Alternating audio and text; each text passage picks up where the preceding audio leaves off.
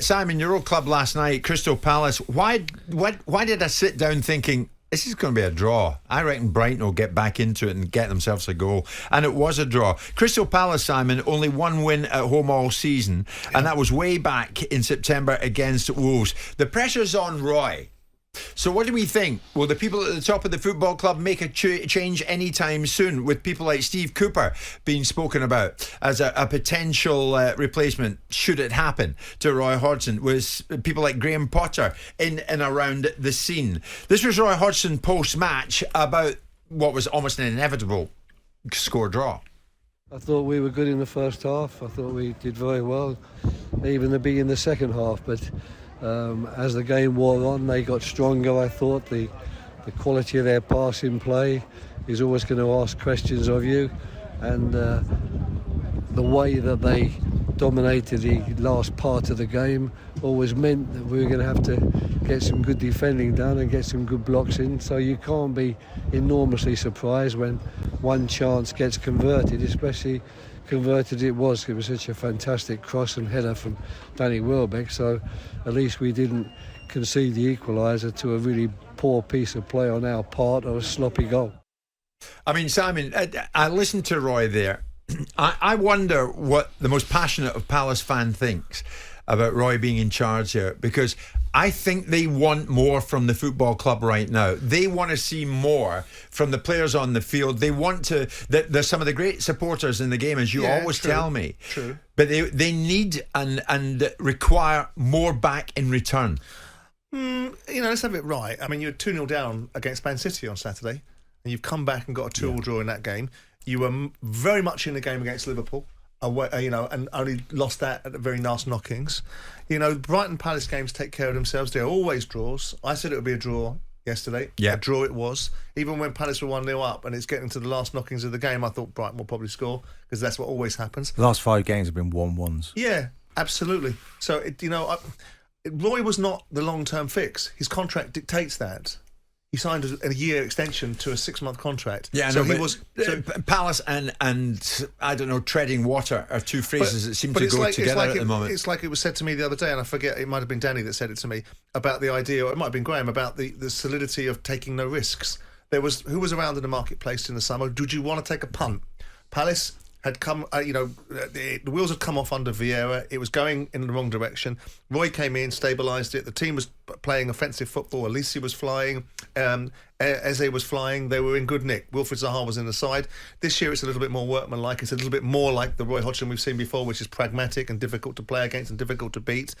And they're going to stay in the division, and that's probably the brief. So the question is what happens to Crystal Palace next? They tried to twist the dial on a couple of occasions. They went for De Boer. They changed that really quick because it was the wrong fit. They went for Vieira. They changed that because it was going in the wrong direction. And in all the time they've been in the Premier League, they've gone for safe pairs of hands. I know, but Simon, should Palace fans, should they not expect more than 4 wins from 18 matches played? Well, the last 3, Jim, they just played Brighton decent, aren't they? And they played Man City and Liverpool. So, these are difficult games they're in. I get that. I mean, they're all difficult, but they're 15th. I know, but look, what it is, they're not a possession-based team. The last 3 matches, they've hardly had the ball. I mean, I was watching it last night. I think, last night might have been 30% possession, but 25% against City and Liverpool. They just hang in. But you're going to have that, though, against those sides. And Brighton the same. That's how they're set up. Without Eze, without Elise for large periods, this is a really small squad.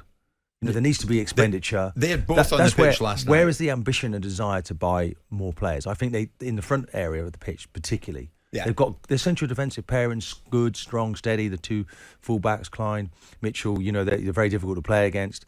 Hughes is doing an okay job in there. Maybe could make replacements perhaps in midfield. And there's injuries, of course, that they're dealing with, Jim. But you just wonder, I think the fans, they get behind their team brilliantly. It's like a throwback ground. Oh, they do. I agree with you. They do. But when they play lesser opposition, I'm just looking at the statistics to talk about this possession-based argument. When they played Luton, they had 61% possession.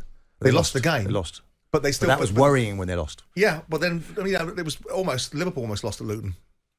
Well, an improving Luton, yes. Yeah, so with that in mind, and you look at when Palace are playing Brighton or they're playing Liverpool, they're playing Man City, of course they're going to have less possession. You'd be more worried if they're playing lesser sides than the perception that Palace would be, and they're not. they're having a possession-based opportunity against lesser sides. But they're sitting in, this is Roy Hodgson's way, against better sides.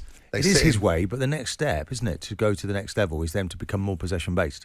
And there's a bit more of a risk element. You've got to take that risk. And so there's this feeling of the odd goal here and there, to get behind it, and if they can't see it, the game out. And we made the point last night, though, that he has to bring a young player on, only making his second game for Palace. And Eze, who's not really fit, he brings them on and it makes them weaker. And eventually, Brighton. I mean, what a goal from Danny Welbeck last night, by the way. Oh, yeah. If you saw the goal. But, I mean, at the end of the day, should Palace fans not be expecting more? I mean, that is the point here, Simon. It's all right, yes, survival, sure. Yeah. But you can only survive for so long. Well, you got to make your mark, surely. You would say that. You know, we are... I can see that title coming in. We're 18 games into the season, and every season we have this conversation about Palace, and every season they pull up to mid-table positioning. I have made the point, and I'll make it again, that I believe it is an unambitious appointment. And I'm always loath to comment on Palace, not because I'm frightened to do it, because I just don't want that clickbait, a former owner criticising current owner. It's an easy go-to. And it was done to me and I didn't like it. But your voice is more relevant than most. Sure, but I didn't like it when Ron Nodes did it to me when I was the owner of Palace, and as much as I dislike Steve Parish, I don't want to be that person doing it to him. I think it's disrespectful to Roy, though, because Roy has done an incredible job, hasn't he? To still be doing and working at this level, Of course he has, but there is also a point where, he's a big man. You price into the fact that he made the conscious decision to take the job, and his age shouldn't be a factor, right? He is a professional man doing a professional job. He wouldn't want age to be a factor. I don't think it's an ambitious appointment, but I wonder what opportunities they had in the summer.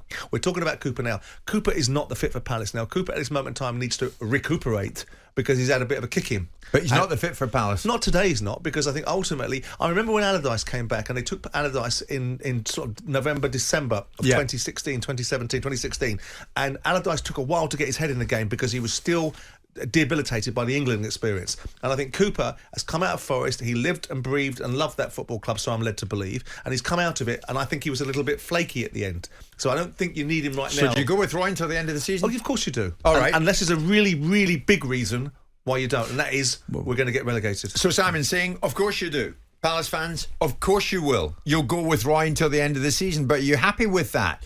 Because at the moment, the stats suggest that Palace are indeed treading water. 1-4 in 18. That's the best they can do. You want to give us a call this morning, by all means, please do. 03717 223344. And incidentally, before we go to it, I get that. Martin's right to say it. Roy Hodgson commands an enormous amount of respect in the game, and he gets it from us, and rightly so. But where are Palace going? Steve Cooper, in Simon's view, not the immediate choice, or shouldn't be, if there was to be a change. But if there was to be a change, who would you want in there? 03717 223344. Jim White and Simon Jordan. Monday to Friday mornings from 10 on AM, on DAB, via the talkSPORT app and on your smart speaker. talkSPORT.